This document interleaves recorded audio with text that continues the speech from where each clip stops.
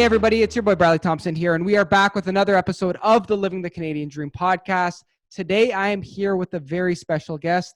We are over Zoom. We're doing everything digital today just due to the circumstances with the pandemic.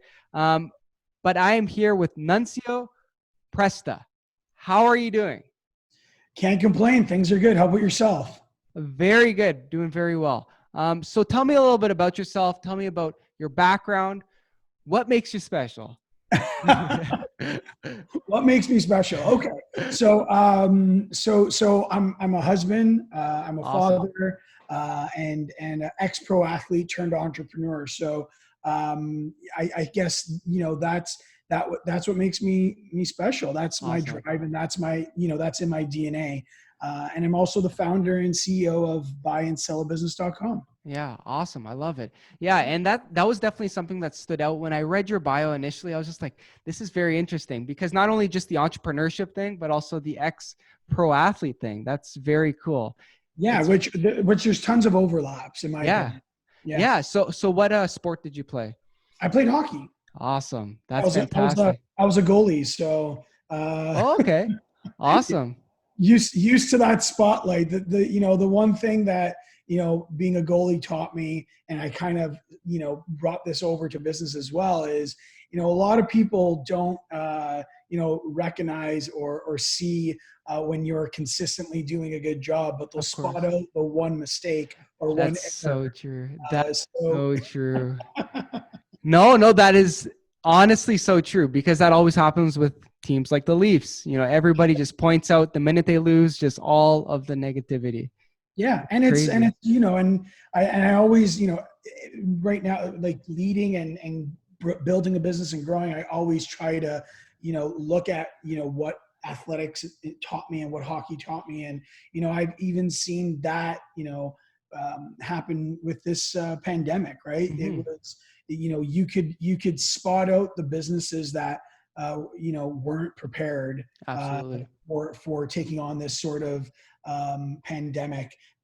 Granted, there was no playbook for this, it was new to everyone, but there were more businesses, or at least a ton of businesses that were prepared, but you could definitely spot out the ones that weren't. So absolutely. Yeah.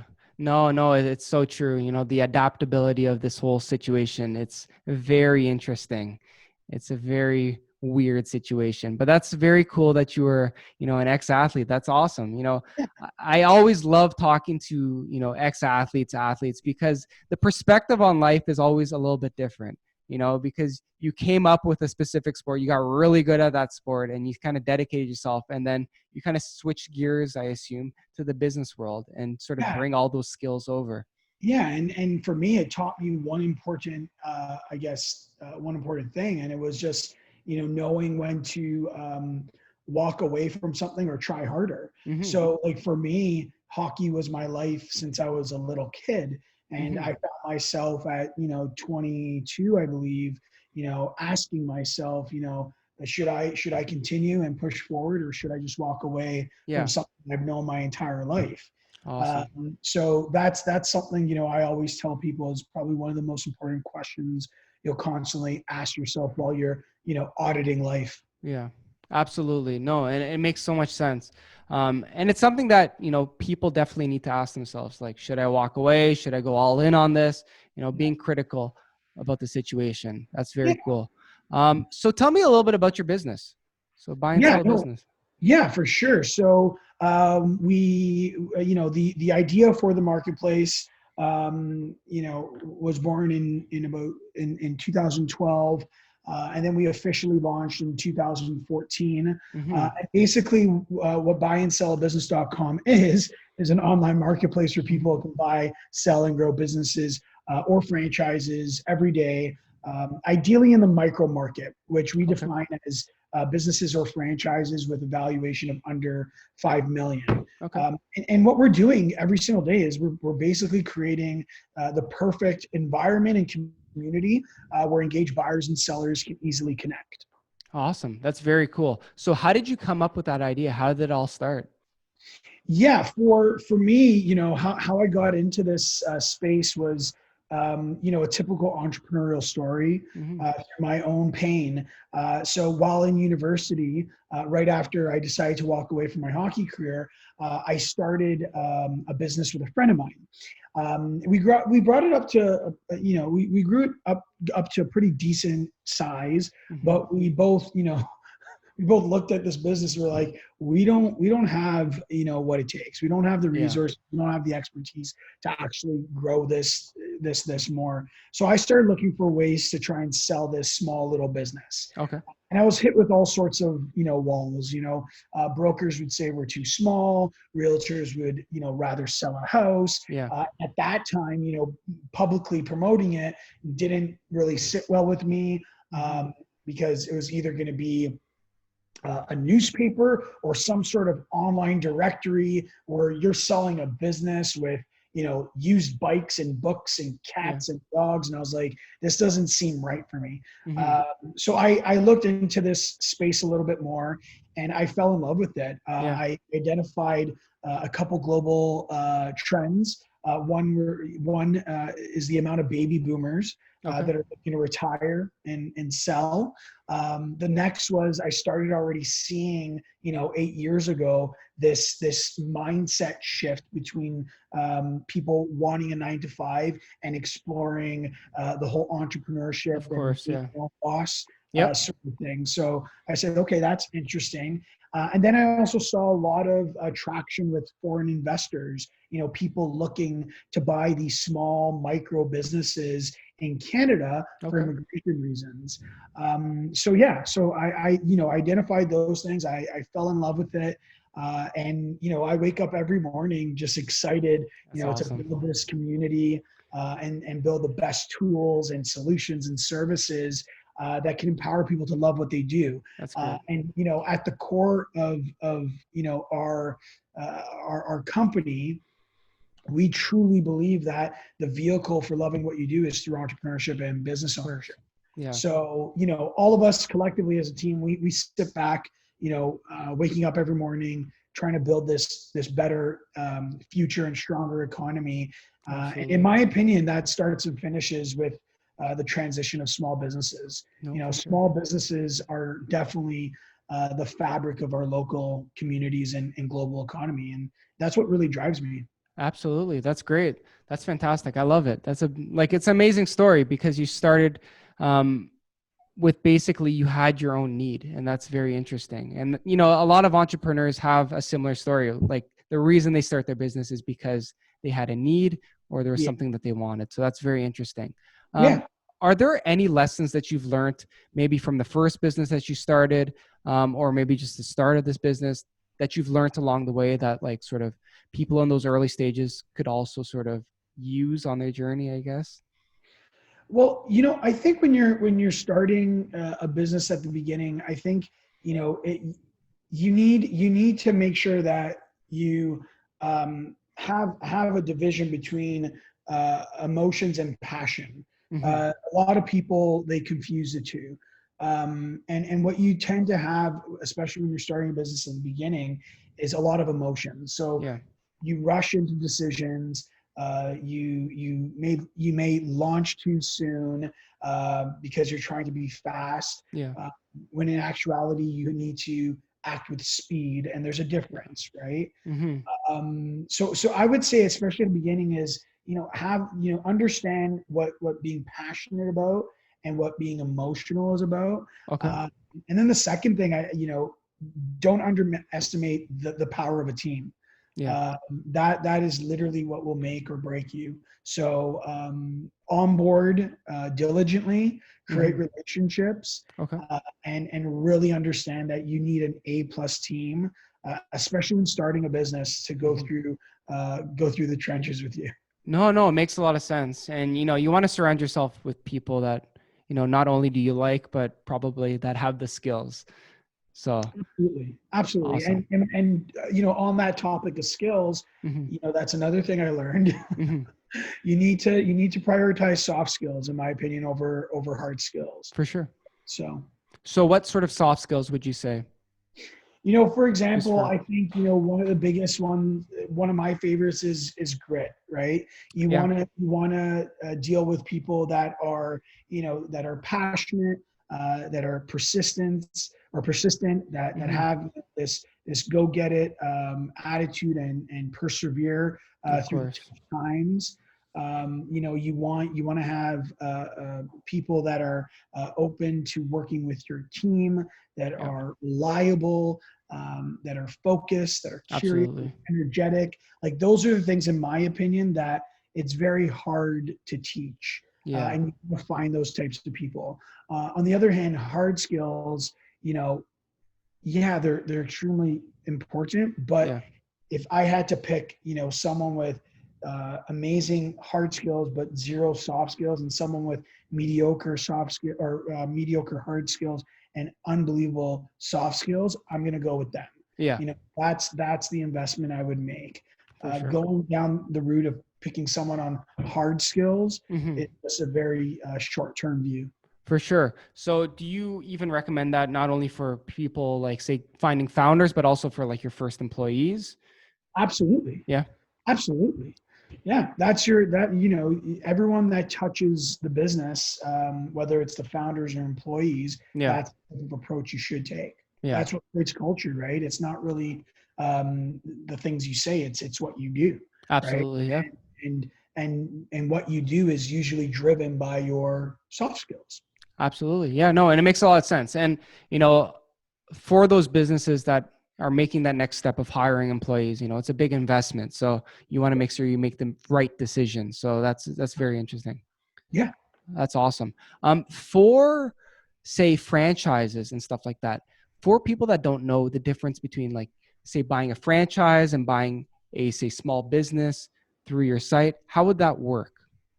I think well, buying through our site's the same. So you would basically people list their independent business Yep. or franchise on our marketplace, and then our buyers are searching and exploring all sorts of opportunities.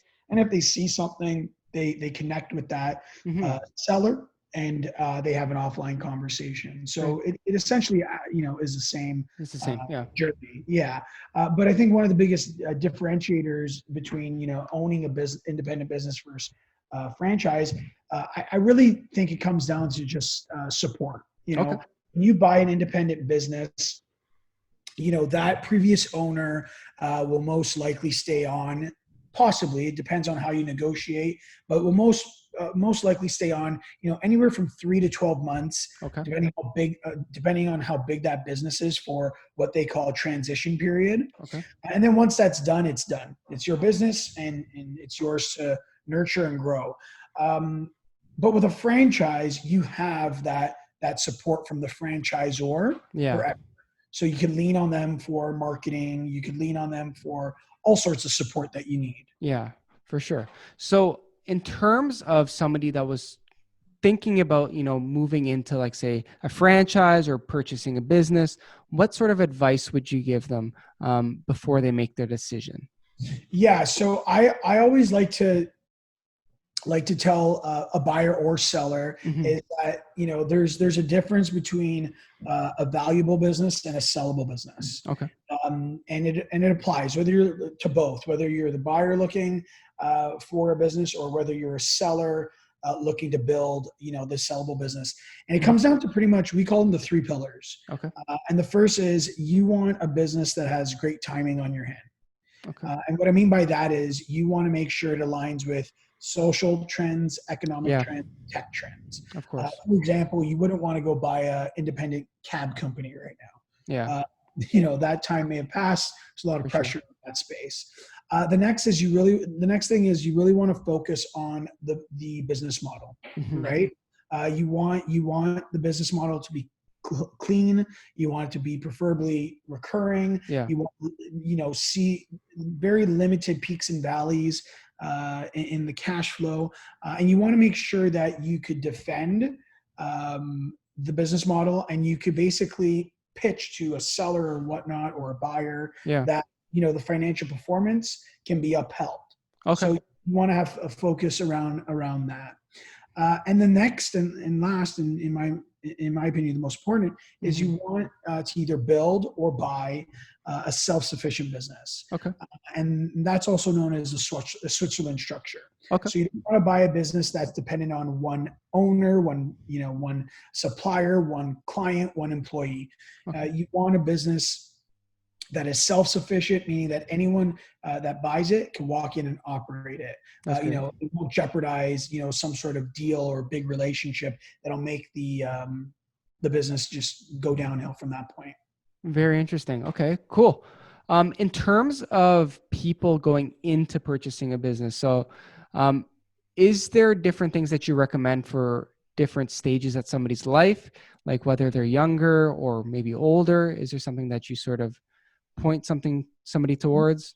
Not really. I think it comes down to, once again, not making it an emotional Okay. acquisition. I think it's just being really tuned into what you're passionate about Yeah. and what you really want to do. I also think it's understanding that understanding those three pillars that we just went over, like Yeah. Yeah. those matter. Yeah. Uh, and also, as a buyer, no matter what stage you're in, Mm-hmm. this is probably one of the most one of the biggest assets you're gonna own. Of So course. Yeah. so really look at everything, every little detail of the business Yeah. during due diligence to ensure that you're buying something that is legit and something that you believe you have what it takes to grow it. Absolutely. And that makes a lot of sense.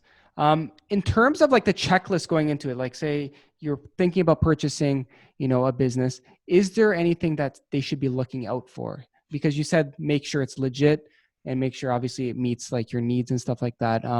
But is there Yeah, anything that they should be looking for specifically? Like, oh, maybe like, I don't know, the structure of the business, the industry, like you already said the trends and stuff, but anything yeah. else? Yeah, between you and I'm not a business broker, so Mm-hmm.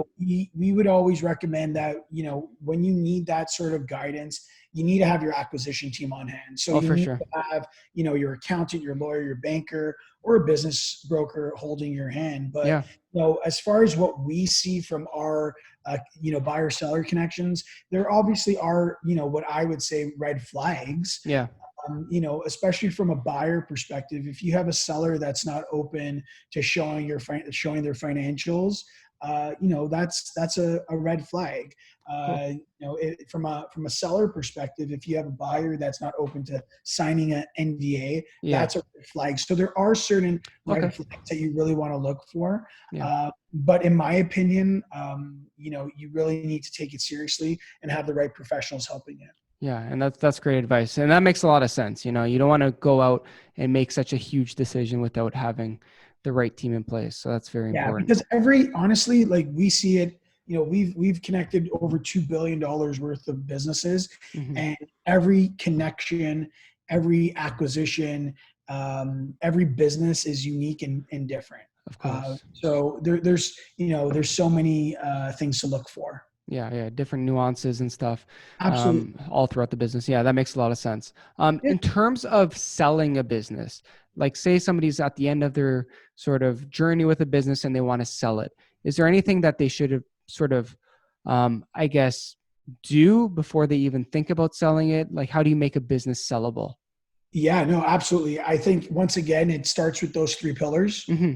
You want to focus on timing, Yeah. uh, and if you're looking to sell a business, you need to be preparing and planning for that 3 years before you actually start Okay. promoting the sale. Uh, Awesome. you need to have your financials in order, and you need to make sure that if you're the founder or owner or manager of that business is truly not dependent on you. Okay. Because if it is, you're a liability, Yeah. and it could affect the sale. So I think as a seller, you want to plan. You want to plan. You want to create a sellable business off those three pillars, and then you also want to take the valuation very seriously. Hmm. You want to get it properly evaluated to see what the business is worth, and if you can defend that valuation, and then you go to market and you promote the sale of that business. Okay, very interesting. Yeah, and I actually read a book a while ago called The 4 Hour Work Week. I don't know if you've ever read that one. by I've Tim never Ferriss. read it. I've never read It's it. very interesting because he at points in the book he talks about selling his business, and one of the things which you just mentioned is that you don't want to be an essential part. So like you should be able to like be sort of dispensable and just replaceable. 100%. Yeah. And that's one of the things that business owners have a hard time, Yeah. in their heads around. But yes, you want to lead. Yes, you want to be there. Yes, you don't want to be a sideline, player or owner, but you want to create operational principles and values and a culture Mhm. that basically could run without you, right? Yeah. And once you do that, that's when your business, in my opinion, can be less vulnerable Okay. and therefore more valuable. Yeah. Is there anything that like a business owner can do to work towards a more, not even autonomous, but like sort of a business that sort of runs on its own so that if they were thinking about selling, they can sort of do that? Yeah, I think two of the things that I would tell an owner right now is, something unrelated is one, you want to minimize the amount of perks Okay. through your business. Perks that essentially could minimize the amount of taxes, Okay. that a business owner owns, because Yeah. essentially what ends up happening is you also reduce the profits in the business, which Okay. essentially reduces the valuation in the business. Okay. So you want to minimize that, and then the next is, like I said before, you really want to start documenting things, Okay. because a buyer is buying an existing business or sorry, a buyer, when they're buying an existing business, they're really buying a system that is Hmm. tested and a system that works, Yeah. right? So you want to document that, and that usually happens through creating these, operational principles and values and a culture Yeah. that is used to operating, independent of whoever's leading the ship. Of course. Yeah. So it's, heavy on process, heavy on the way of doing things and not just, you know, the people, I guess, Yeah, essentially. yeah, and yeah, it's a combination of Yeah. both. But I think the people, in my opinion, will be more valuable or more productive and more efficient and effective, Of course. Yeah. when that framework Yeah. is right. Yeah, that's very interesting. Yeah, no, it's a very interesting concept because I know a lot of small businesses get stuck in sort of the cycle of, the everyday tasks and not making those processes, run by themselves, and it can be hard. So, Yeah, it's so hard, and you're absolutely right. A lot of business owners, they're focused on like the today of the business. yeah. But, you need to really pull yourself back and Hmm. think about your business, 2 to 3 years from now. And Yeah. the only way to do that is for you not to be, for your business not to be depending on you Yeah. operate today. And the Absolutely. only way to do that is to have those Yeah. principles and values and cultures laid out, so your business could run day to day, so you can focus on the future. Yeah, which makes a lot of sense. And, it's one of those things I think a lot of entrepreneurs struggle with. So, For but sure. And I it's think, you like, can you do this out the gate? yeah. Probably not, Yeah. but you can at least have a plan to get there, right? Yeah, yeah, it just takes time. Yeah, that makes a lot of sense. In terms of, say, becoming a business owner, whether you decide to purchase a business or sort of, start your own business and then maybe sell it down the road, is there any sort of tips that you would give to somebody thinking about becoming an entrepreneur, starting a project like that? It could be a younger person, because I know you have a background, you went to school, Yeah. and then you got into sort of the business world during school, I assume. Yep. Yeah. So would you recommend like sort of the foundational principles in the school and then sort of starting your own side project? Honestly, the that that that's a very hard question to answer, because I think people just need to figure it out. Yeah, I totally agree with you. I love You know what I asking mean? that question. So Yeah, they need to jump. Like, one thing I can tell you is, go for it, yeah, execute, like, learn, fail, learn, grow, jump. You have that idea, go for it. yeah, I think that's the best the best advice I can give. For me, did school, provide me with, the commerce for me to execute on my, entrepreneurial imagination? Maybe, Mm-hmm. but that doesn't have to be the same story for everyone. Right? Absolutely. I know a ton of brilliant entrepreneurs, that had no foundation Yeah. and no schooling, and they went for it, with a passion, and drive, and with this discipline and commitment to like grow their idea and turn it into something real. And I think that's Absolutely. what it takes, right? Absolutely. But more around this question, Yeah. I would implore, people to think about entrepreneurship through acquisition, Okay. right? For So like sure. one thing that we're really pushing is this whole awareness around entrepreneurship through acquisition, meaning that you don't need, to start a business to own one, Mm-hmm. right?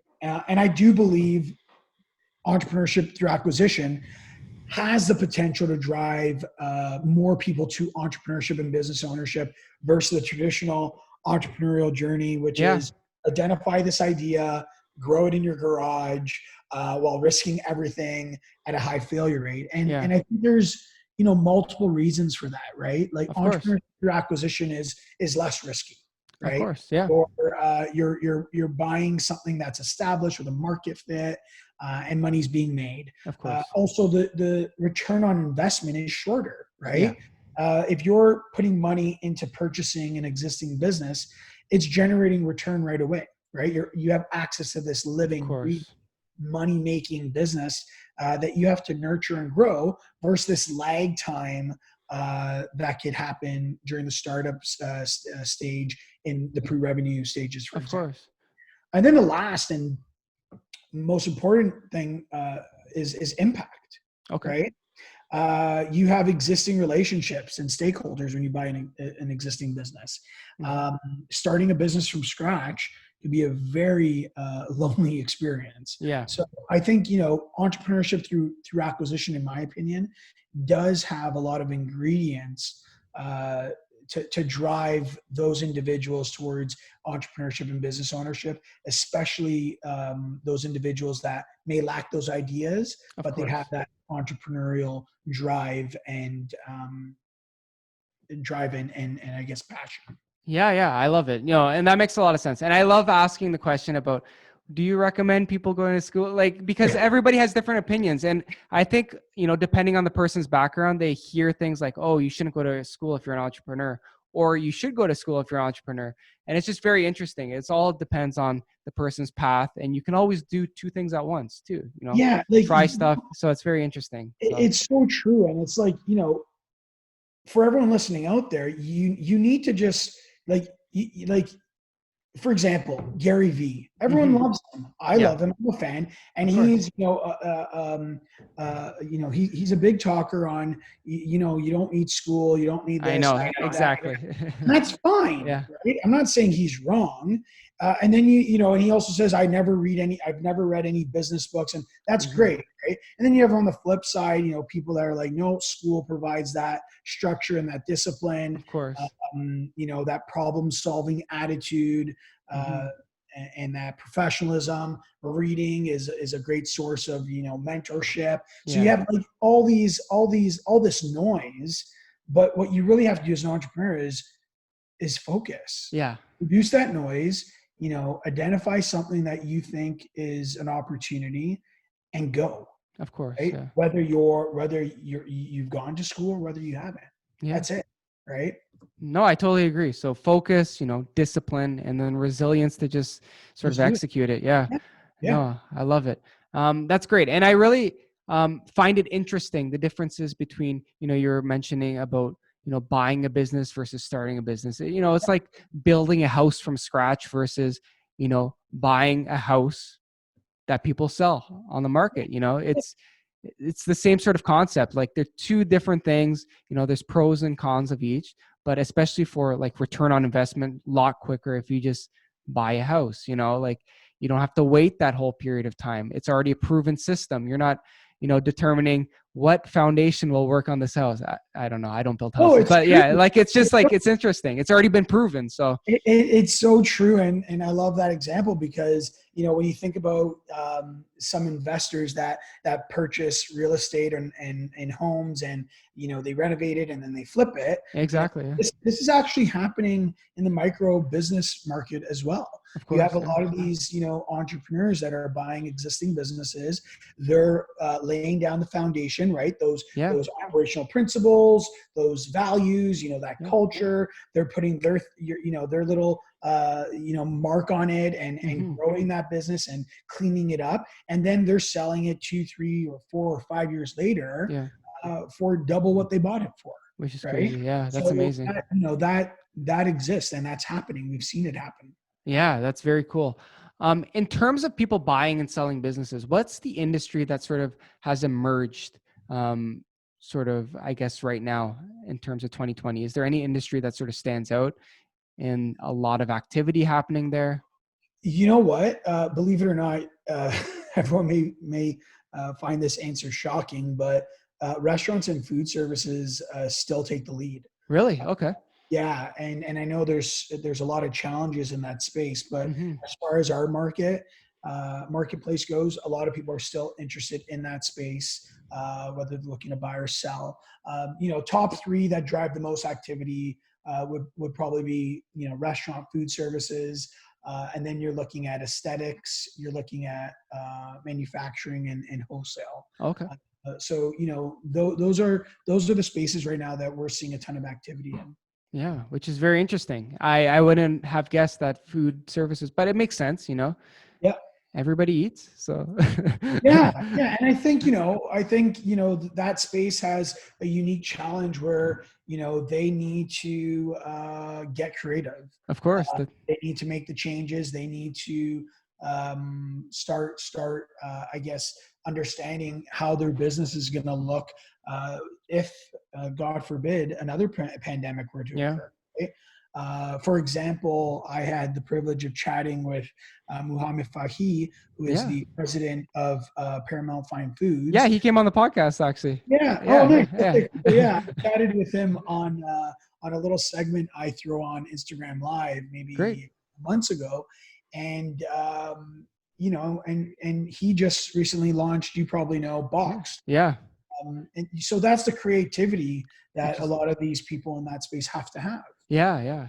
Yeah, and it makes a lot of sense because all of these restaurants are differentiating themselves, like whether it's through like gluten-free options, vegan options, like even that alone is just such a big market, whether it's to go, takeout, like even like things like Blaze Pizza, like, it's a totally different business model, just because I just saw it, like there's one by my house, and it's just like a totally different business model. Like you go in there, you pick all the toppings, and then you're basically customizing a pizza, and it's just a very different way of doing it.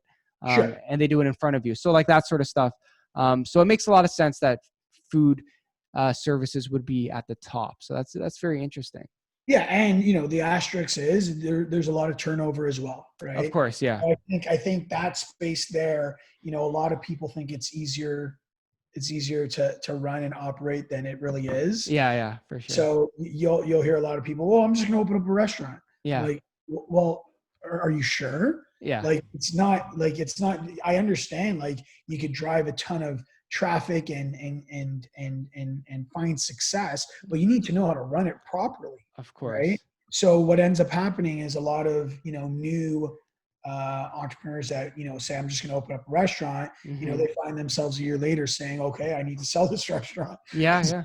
we don't know what we're doing. So Yeah, no, for sure. And you know restaurants are costly, they take a lot of expertise to run. Like you got to have everything in line, and they're very competitive. It's a very competitive industry. absolutely, uh, absolutely.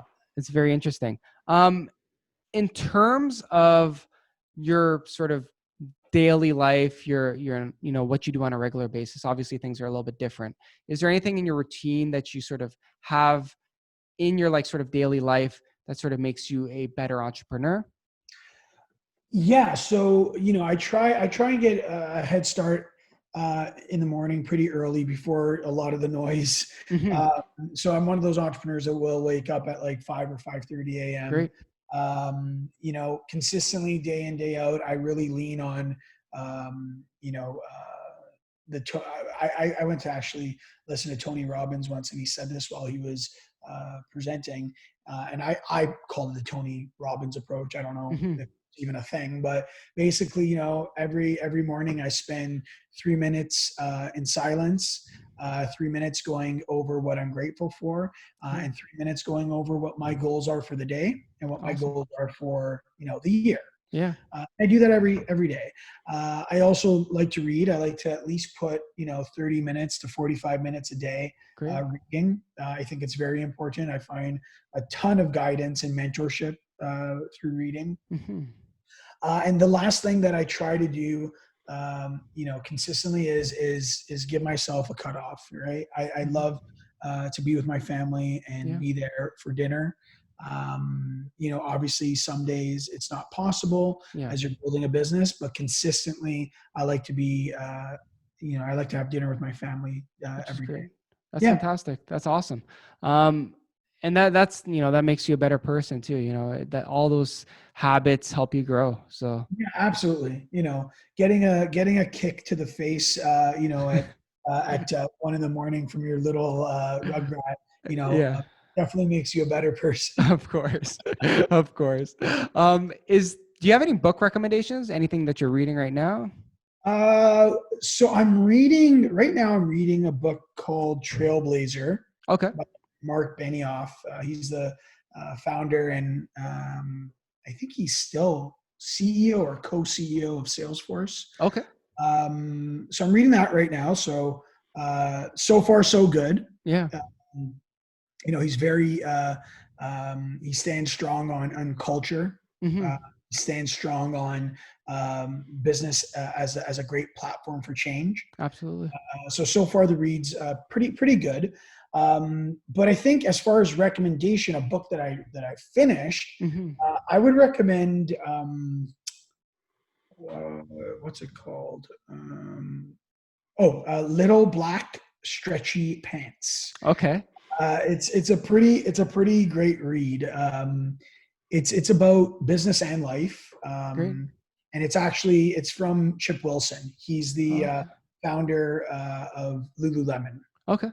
So in that book, he does, like I said, he does a great job of writing about business and life. Yeah. He does. He writes about the strength in branding. Being a marketing guy, you may love Hmm. the read as well. Uh, Absolutely. Yeah. he was brilliant at marketing. The book had a lot of content around just the commitment to work and life and Yeah. that integration and wellness. And also now that I'm starting to remember the book, at the end, he provides all sorts of great, goal setting frameworks That's that I great. think every entrepreneur should dig into. I've actually photocopied a couple of them and put it on my wall, and I've, That's edited great. them for my life. But I would definitely recommend that book. Yeah. That's great. Awesome. I love it. And books, are how you grow, as we said before. So it's amazing. Yeah, no, I definitely agree. Like I love, and this is another thing, right? Like for example, you need to figure this out on your own. Yeah. Like growing up, I was an athlete. Hmm. I was a great student, Yeah. but I didn't like reading, I right? was the same way.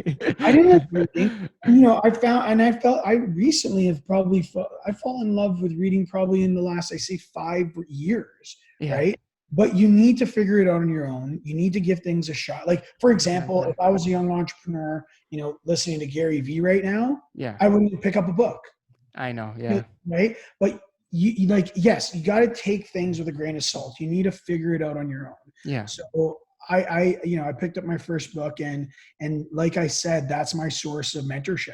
Hmm. I get so much guidance from my reads. Yeah. No, I totally agree with you. When I was growing up, my mom always used to say that the minute I had a book, I was going to take a nap just because I just could not stay awake. I don't know, just growing up. And then I don't know, something clicked. And then I just started getting into reading. But it's very interesting, especially for, everybody's into, the big names like Gary Vee and stuff like that. But I Sure. think one of the things that everybody needs to sort of keep in mind, not only find their own path, but also, I guess, listen to other people, hear different opinions. Just because if you get super like stuck on Gary Vee, you might hear like, no school, don't go, drop out of school. And it might not be the best decision for everybody. So Yeah, you need to listen. Listen, in my opinion, as an entrepreneur, it's all about yeah. learning on your own. You need to take things with a grain of salt, uh, Hmm. and you really need, to find your own path. Yeah. And I think the only way to do that is to listen to multiple stories, Yeah.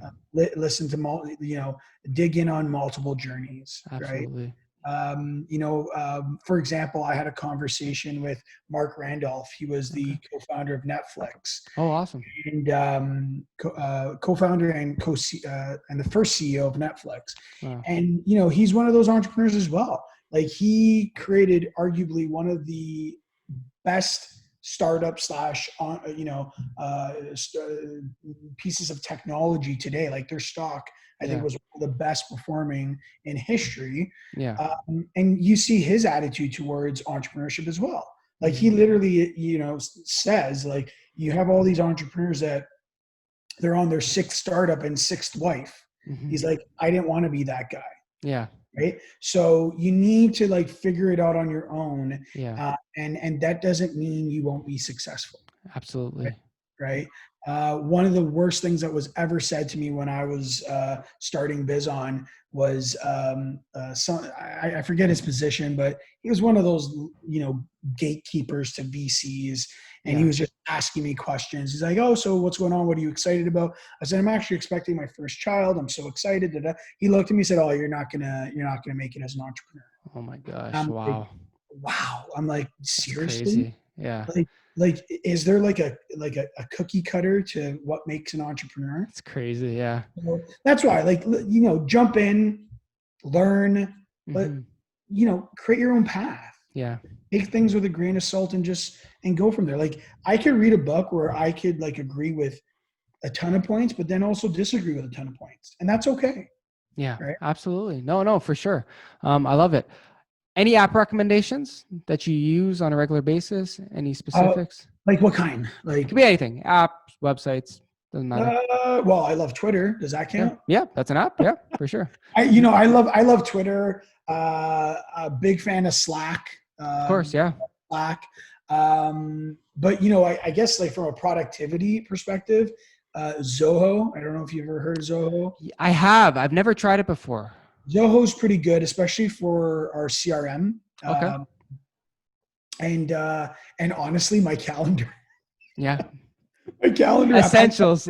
Oh my god! Like my like literally, like like I stay super committed to my calendar, and it's like in 5 minute slots, and I work off it, and that's what keeps me super organized. Like I honestly think your calendar app is probably the most underrated For app sure.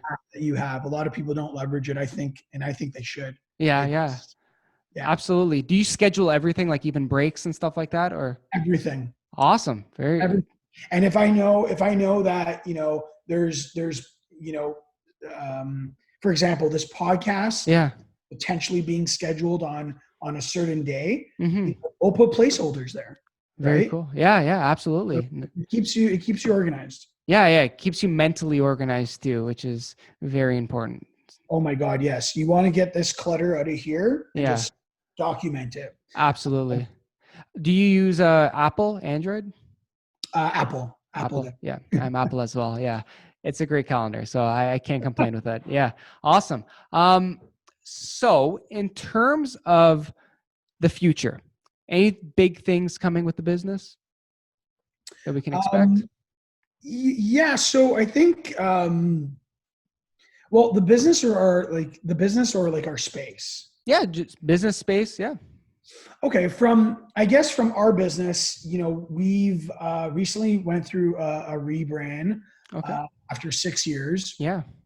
and I think for us, it's a funny but also sad story. Our old brand just was associated with negative things Okay. that didn't align with our values. Yeah. Um, and we actually ended up, through data, seeing that it was affecting our organic search ranking as well. Okay. So, we said to ourselves, all of the stakeholders deserve better. So we recently made a bold move to change the name, and evolve and grow into this organization that adds value to the world by empowering people to love what they Yeah, do. that's great. Yeah. So we're really excited for for that chapter. Yeah. We also launched a top 25 business broker Great. report. Uh, Awesome. and the goal there was just to give business brokers kind of this kind of kudos and credibility that they've earned and deserve. Yeah. We work with business brokers every day, and all of them are eager to learn and Yeah. aren't afraid to explore and crave technology to help them buy or sell businesses for their clients. Absolutely. And through my personal conversations with many of them, you could tell like they have this deep purpose. A Mhm. majority of them at least have this deep purpose to build this better future and stronger economy. Yeah. Uh, Yeah. and like I said, we all align on that on the same thing, that it starts and finishes with the transition of small businesses. That's Uh, great. so this, we're really excited about that report. We're promoting. I think this week we're promoting the top 5 now, and we're just we created it to thank them and just create That's more great. awareness around entrepreneurship through acquisition and what business brokers do. So we're really excited about that. That's As fantastic. far as the industry, what really excites me about the industry is that there's going to be this big collision between Mhm. baby boomers retiring Of course. and Yeah. the younger generation shifting from wanting a 9 to 5 to being their own boss. Yeah. The last time I checked the data, I believe it was in the next 10 years, about 72% of small businesses plan to exit, and Mhm. 40% plan to exit to a third party. Wow. So I think there's this great opportunity to Absolutely. service business owners looking to transition and create a legacy, Yeah. in addition to having this opportunity to educate people about entrepreneurship through acquisition and letting them know, they don't need to start a business to own one. Yeah. So really excited about that as well. That's fantastic. I love it. Yeah. Yeah. And that's going to be a big thing, the minute that happens. And you already see it happening, a lot of younger people looking to get into business. And then a lot of, the boomers are sort of maybe at the end of their business road, some of them. Yeah. And Or, I think, on the flip side, you start, or at least for me, what keeps me up at night is, can you just imagine, all these amazing micro businesses that, like I said, that are the fabric of our of communities, course. Yeah. just disappearing Yeah. because A, they didn't create a sellable business, Yeah. or B, didn't think they can sell their business. So they're like, you know Yeah. what, we'll just close up shop, right? Can For you sure. imagine the amount of businesses our economy would lose, and the amount of jobs as Yeah. well, Of right? course. So, Yeah. we're driven to make sure that doesn't happen. Yeah, absolutely. Small businesses are definitely the backbone of, Canada, North America, just in general. Like Yeah. it's key. That's Yeah. key. Awesome. So at the end of every single podcast, we do a question of the day. So the question is just a question that you can sort of ask the audience, and it can be anything. It could just be anything, and they'll hear it and then they'll respond in some Oh, sort. Yeah. I have to Uh, come up with a question. Oftentimes, they'll spam messages just on, social media and stuff like that. So if you have a question, it could be anything. What's your favorite color? It could be anything. So Okay. Uh, okay. Uh, how do you imagine your life looking like when you're 90? I love it. I love it. That's something for people to ponder. That's fantastic. Awesome. So that is it for today. Where can everybody find you? Yeah, so you can find me on Twitter Great. at Nunzio Presta, and then for our marketplace, simply go to buyandsell.abusiness.com. Great. I love it. Awesome. Thank you so much for coming on the podcast. It was a great conversation. We learned a lot about entrepreneurship, business, acquisitions, and I think it's very helpful for people. Really appreciate it. Thanks so Awesome. much. No problem. All right. So until next time, everybody, stay tuned for the next episode and we'll catch you later. Thank you so much.